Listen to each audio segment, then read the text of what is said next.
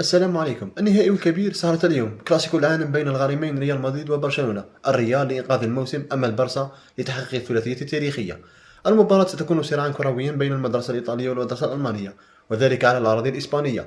القلعة البيضاء شهدت بعض التوترات في الأيام القليلة الماضية بسبب بعض الإشاعات التي تحدث عن إقالة المدرب كارلو أنشيلوتي بعد النهائي، وكذلك فشل الإدارة في تجديد عقد نجمها البرازيلي فينيسيوس جونيور.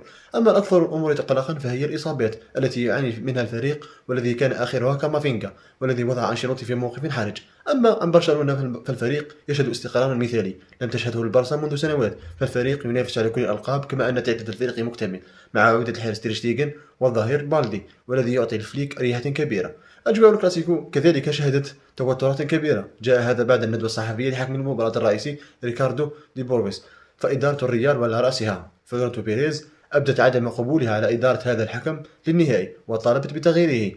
وفي ظل هذه التوترات سيشهد النهائي تسليم الفائز الكأس الأصلية للبطولة، الأمر الذي يحدث لأول مرة في تاريخ البطولة. فهل ريال مدريد قادر على الفوز، أم لبرشلونة فليك رأي آخر؟ في رأيك من تتوقع أن يفوز، برشلونة أم ريال مدريد؟ اكتب رأيك في التعليقات، ولا تنسى الاشتراك في القناة ليصلك كل جديد.